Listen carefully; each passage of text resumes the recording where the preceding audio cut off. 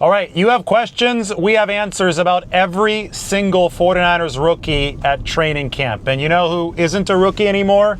Casper. He makes his return to our 49ers coverage. Is going to drive us through San Francisco as we talk about everybody. We could even start with the quarterback position because they have a rookie there, Curtis Rourke, 7th round pick. He currently is on NFI. Non-football injury. That's just a technicality. It was a football injury. He played on a torn ACL for Indiana last year. They think that he might be ready for the first half of the season. It still would not shock me if the 49ers redshirted Curtis Rourke. That being said, if the recovery is going well and they think he can contribute as a QB3 at some point this season, I know it's hard to tell if he'll be able to do that because he can't practice at training camp, but if some of the stars align, maybe he does play in this 2025 season, or at least is activated. So we'll see what the 49ers do with Curtis Rourke. I'm sure they'll collect as much intel as possible about their quarterback room, which is set at the very top with Brock Purdy and Mac Jones, but they probably still would like some more information regarding Tanner Mordecai, and then with that, they can make an educated decision on Rourke's availability for this 2025 season. All right, moving on to the running back room. This is going to be fun because I think that both Jordan James and Corey Kiner have impressed early on. And they're both built relatively similarly with one notable difference. Corey Kiner has much smaller hands than Jordan James. Why is that important, you ask? Well, ball security could be an issue in the NFL regular season once this is turning into truly hard hits and tackling all the way to the ground. But I can tell you what I've seen so far from both of these guys on the field. They are physically reminiscent to Devonta Freeman, running back who played for Kyle Shanahan with the Atlanta Falcons and was actually very productive in both the running and the receiving games. If you look at the spider charts and the athletic scores of Jordan James and Devonta Freeman side by side, they're actually strikingly similar. So, I mean, this would be a good thing, right? Devonta Freeman was a back who didn't electrify with his athletic score, but knew how to play the position, knew how to run nuanced routes, develop his rapport with a quarterback. I mean, it's just so important to be able to do that, especially in a Shanahan system. And I think that so far we've seen Jordan James and Corey Kiner both make some nice plays out of the backfield. Corey Kiner actually outran Stone Blanton, the linebacker, for a big gainer. It was like one of those deep passes just over the seam, and Mac Jones put in a pretty pass over the top of the linebacker in stride for Corey Kiner. And I think that Jordan James has made many plays downfield with his receiving ability so far in camp. So both of these guys have shown diverse arsenals. The next step is going to be to demonstrate pass protection. I think it'll become a lot easier to do that once the preseason games start because then full contact is in effect, and things that are really difficult for running backs like picking up hard-charging, blitzing linebackers, those could be much more accurately measured in the preseason games. So you can also break tackles a lot easier at that point. Well, look down Hayes Street. We're in Hayes Valley in San Francisco. We can watch Casper make it through, and we can look over, and we'll be able to see City Hall. It's going to peek through here in just a couple seconds. Those of you who are new to the channel, we do these a lot when I'm in San Francisco. We've just been out of town. A lot of fun European content. Well, this is a European look at San Francisco. Look at that. San Francisco City Hall splashed in sunshine as we head up Franklin Street. The running back battle, by the way, for those rookies is for the number 3 spot. Guarendo's the number 2 for the 49ers. Just like Mac Jones is sealed as quarterback number 2 for San Francisco, Isaac Guarendo is running back number 2. So Jordan James and Corey Kiner are jockeying for that number 3 spot.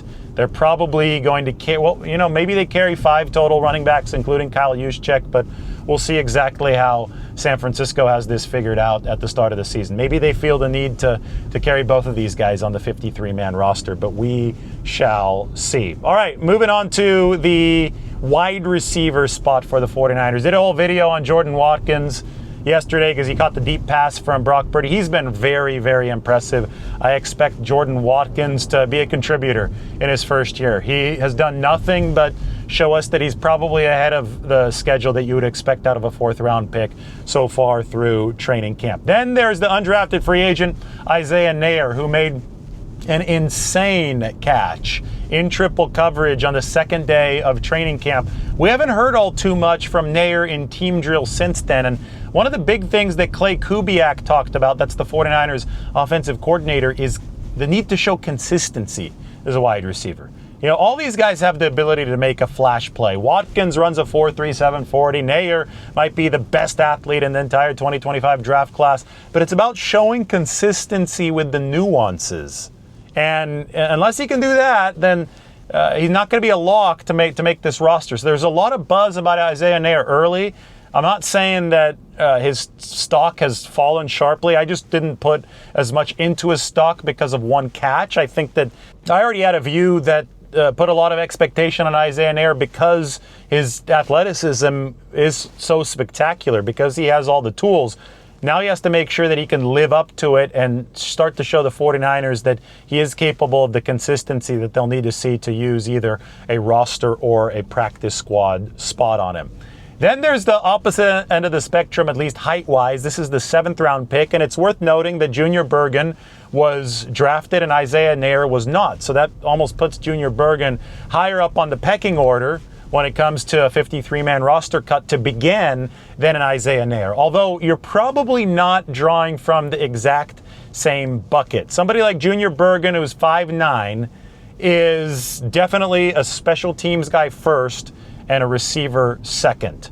If he makes this football team, it will be as a returner. He had all those returns. What was it, like 8 returns at Montana? It was a record amount. Junior Bergen was awesome when it came to the return game. And here we have an awesome view of San Francisco, passing a church, passing some nice houses on Franklin Street. We're going to make our way to the water and hope, before I get into the bay, hope that it is not too cold outside, because I'm not cold water acclimated. I swam Alcatraz a couple months ago. I had the yellow fat built up then. I don't think I have it quite built up now, so this may be a tough day once we get the Dolphin Club. Hopefully I get a nice sunset though. But Junior Bergen, he's going to have a chance to prove himself during these preseason games as a returner. If he could show stability at the return position, great. That would be awesome for the 49ers. That would give him a leg up to making this roster. Bergen had one of the best quotes of OTAs. He said that his goal is to make the Hall of Fame. Well, first he has to make the 49ers 53-man roster, so we'll see how that goes. All right, moving on to the 49ers offensive line. Connor Colby and Drew Moss. It's going to be a work in progress for both of these guys. I think I've actually seen a little bit more from Moss so far, but neither has really seen too much of a chance to show all that much. There have been a couple one-on-one sessions for the 49ers. That's great. Moss is actually the first guy to be able to stand up to CJ West, the really promising defensive tackle for the 49ers in one-on-ones. The book on Moss and Colby was similar coming out of college. It was a great advanced run blockers, but they need some work in the pass protection game. That's what I've noticed so far in one-on-ones. It's still very early in training camp. We're in late July right now. Still a lot of time until late August for that roster cut down rolls along. So we'll see if they continue developing that pass blocking prowess. We made another right turn. I love when we make a right turn with this car because you see the wheel doing what it's doing here. We're about to climb up Russian Hill. This is Van Ness. Are we going to turn left? No, we're going to go straight. This is going to start to, I mean, it's not a 45-degree hill, but it's one of those iconic San Francisco hills where you're picking up a lot of elevation and you're doing so very, very quickly. All right, on to the defensive line. The 49ers saw this unit debut with a lot of fanfare. CJ West is a monster. We know that he likes to abuse centers. I talked about him. Mykel Williams, he's already knocked Trent Williams back a couple times. That's been awesome for the 49ers to see, because you're not worried about Trent, but it would make sense to worry a little bit about your rookie making a transition to the NFL. Alfred Collins is the 2nd-round pick, and it's probably going to be the steepest climb for him to deliver meaningful, good, early playing time. And I say that on purpose because this is a steep climb that we are currently making. here in San Francisco. We're going up Filbert Street, and we're about to make a nice left turn. Russian Hill is awesome. I'm just afraid we're going to start sliding backwards now. We don't want any backslides. Not from the 49ers rookies, not from this car. Making the good turn. There we go. Nice. Well done from Casper. But Alfred Collins, he's got just a higher center of gravity. He didn't have OTAs, was dealing with the calf issue. The 49ers also have a nice floor at that 3 technique defensive tackle position where he's playing with Kevin Givens, who I think has looked good so far. And we know what they can get from Kevin Givens as we make a turn onto famous Lombard Street. Cool. Not to be confused with Lombardi Street, but we're about to hit the crooked part. I don't think these cars are allowed to go down the crooked part, but we'll see. We'll keep the camera here. I think that Alfred Collins is going to be a fine player for the 49ers. He was a really good player in college, but I also do think that Alfred Collins is going to need probably a little bit more seasoning time here early in this season to make sure that everything is A-okay and he's ready to contribute for San Francisco. Look at that. We could see Coit Tower. We could see the crooked part of Lombard Street. And we're making sure that we don't get smoked by a cable car right now. The tourists are checking out the Waymo. There's a look down Lombard, and now here's a look down Hyde. Maybe we'll even see a cable car if we're lucky on our way down. So Collins, right now I think a little bit lower. Oh boy, now we're going all over this place. This car is wilding out. Look how choppy the water is today. Oh boy. Not gonna be an easy swim, that's for sure. It's also gonna be cold. See the Golden Gate Bridge out that way. This is my favorite part of the drive, and we're behind a cable car now. It's about a block ahead of us. Linebacker, a lot of people asking me about Nick Martin. To be honest, Nick, I think the expectations for Nick are a little crazy. People thought that he was going to be an immediate starter.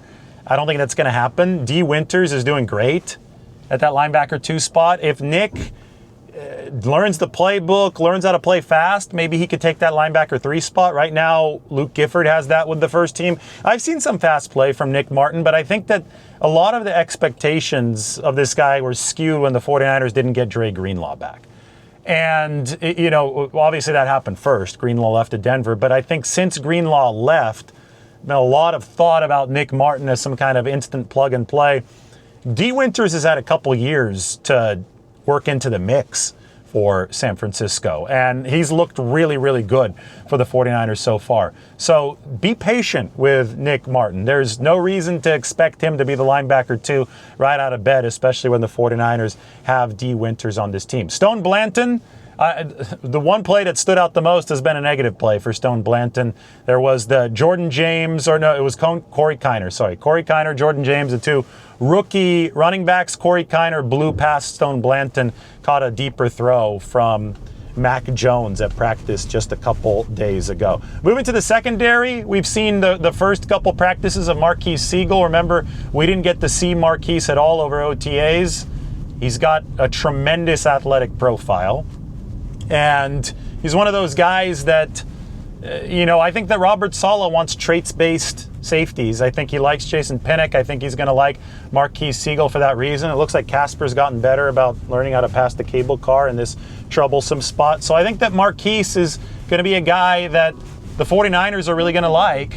But again, just like Nick Martin, it's going to take a little while for him to develop as starting caliber player. You can't expect every single rookie to jump in there and be ready to go, to be the best at their position, especially when the 49ers have been developing other guys. At cornerback, Upton Stout, the one video that we saw, I think says it all. He plays taller than his height. And I think that Jacob Robinson and Derek Canteen has laid a big thud at practice the other day. And somebody like Jacob Robinson's making a lot of plays. He might really make that 49ers practice squad. It is open at that cornerback position. A lot of young guys competing, and remember Jacob Robinson's name.